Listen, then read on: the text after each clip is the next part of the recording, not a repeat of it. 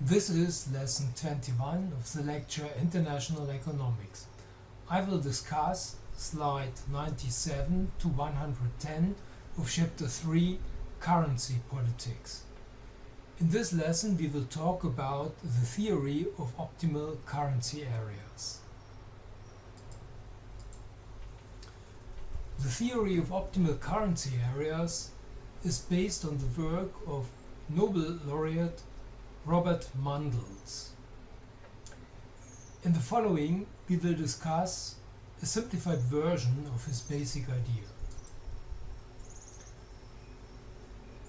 The theory of optimal currency areas is basically a kind of cost-benefit analysis of the accession of a country to monetary union, in which all the cost-benefit factors are systematically weighted against each other. These factors are represented by two curves: the curve of monetary efficiency gains of an accession to a monetary union and the curve of stability costs of an accession to the monetary union. Starting with the intersection point from which on the efficiency gains are larger than the stability costs, an accession to the monetary union is favorable. In the following, both curves are explained in more detail. What are monetary efficiency gains of an accession to a monetary union? As the preceding section shows, the exchange rate risk can cause transaction costs. In case of not hedging the exchange rate risk of a commercial deal, the costs of exchange rate risk have to be carried by the corresponding company. In case of active hedging an exchange rate risk, by the derivatives explained in the previous section, costs result in terms of broker fees, option premiums, or interest payments. These transaction costs have the same effect as tariffs or transportation costs. They reduce the potential for international trade and thus the possibility to realize gains from trade. If countries join a currency union, these kind of costs cease to apply. In this sense, a currency union has the same effect as a reduction of import tariffs or transportation costs. It increases trade integration of a country with the other countries of the monetary union. The resulting gains from trade are what we call here monetary efficiency gains. To sum up, the stronger a country is engaged in international trade with goods, the larger the monetary efficiency gains from an accession to a currency union are. The intensity of the exchange of goods and services between the countries of a monetary union is called degree of economic integration. Hence, it is possible to say that the monetary efficiency gains increase with the degree of economic integration of a country with the other members of a currency union. This is revealed by the following graph. To express the relationship graphically, we measure the profits and costs of an accession to a monetary union on the y-axis. On the x-axis, we measure the degree of economic integration between the countries of a currency union and an accession state. According to the considerations just made, the monetary efficiency gains of an accession are the larger the larger the degree of economic integration between both countries and the accession state are.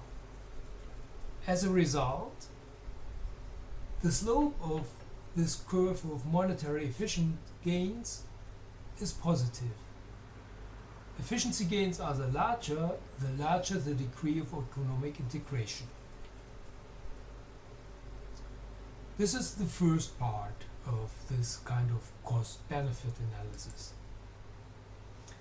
It implies, of course, if a country is not engaged in trade with goods or production factors with a currency union, then an accession to the union would make no sense. Therefore, the curve starts in the 0 point of the diagram. Now, what are the stability costs of a currency union? Well, by joining a monetary union, a country loses the advantages of having an own currency. What are these advantages? A flexible exchange rate allows a country to pursue its own monetary policy with which it can react to economic shocks, demand-side shocks, or, for example, wage policy shocks. Without an independent monetary policy, a country has only fiscal policy available to mitigate domestic shocks. Thus, accession to a monetary union can increase the vulnerability of a country to economic shocks. It can make the economic development of a country more unstable. This effect is called here stability costs of a monetary union. Let's use two examples to display these stability costs a little bit more in detail. Let's assume we have two countries. First, they are not members of the same monetary union, such that their central banks are independent from each other. Now, let's assume that country A and country B is hit by an asymmetric shock. For example, country A has a negative demand side shock, consumption falls and investment demand falls, while in country B the opposite happens. There's a positive demand side shock, so consumption of household grows and investment goods demand of firms grows also. Now, with two independent central banks, the central bank of country A can increase money supply to cause a lower interest rate to help domestic demand to grow again and mitigate this shock. At the same time, the central bank, the independent central bank of country B, can reduce somewhat money supply to increase the interest rate and dampen this way the domestic boom. The result is a stabilization of the business cycle in both countries. In country A, the recession is more easily overcome because the central bank was able to reduce the interest rate and help to stabilize domestic demand in this way, while in country B, the central bank was able to dampen somewhat domestic demand by increasing the domestic interest rate. So the business cycle fluctuations in both countries get lower, and there is more stability as a result. Let's now consider what would happen if both countries were members of the same currency union and only one central bank exists that can fight economic shocks. Now, country A just before would suffer a negative demand side shock, while country B would suffer from a positive demand side shock. The problem now is we have only one central bank and only one monetary policy. So what should the central bank do? It cannot reduce the interest rate in the country with the negative demand side shock, and it cannot increase at the same time the interest rate for the country with a positive demand side shock. As a result, no optimal economic monetary policy is possible for both countries. So stabilization is not possible, and therefore stability costs arise for both countries in this situation. This is what is called stability costs by this theory of optimal currency areas.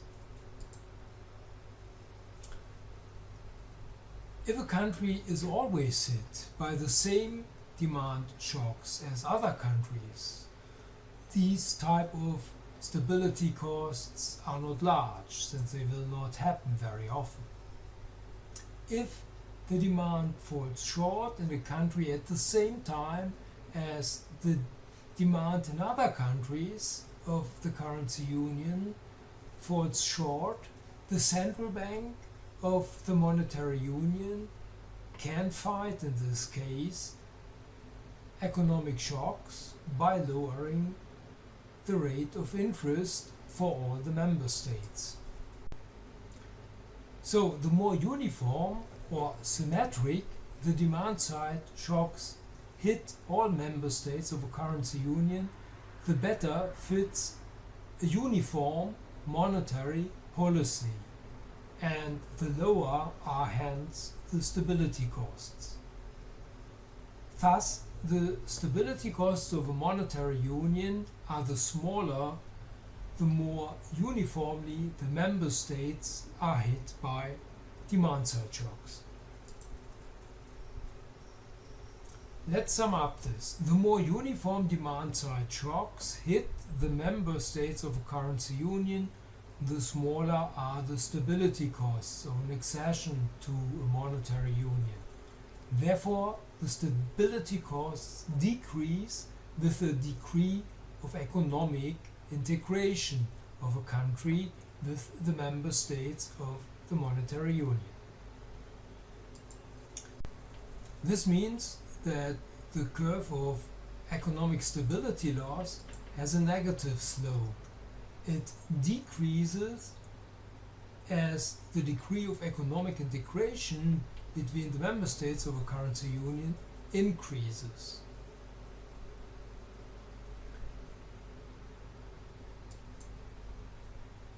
If the curve of monetary efficiency gains is now compared with the curve of loss of stability, the intersection point marks the level of the degree of economic integration where the monetary efficiency gain of an accession starts to be larger than the stability costs.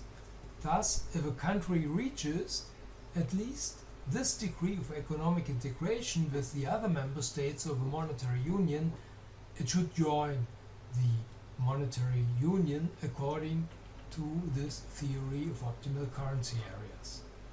The following graph demonstrates this. Here we have again the monetary efficiency gain of an accession to monetary union, and here we have again the curve of the economic stability loss of an accession to a monetary union. This line marks the intersection point.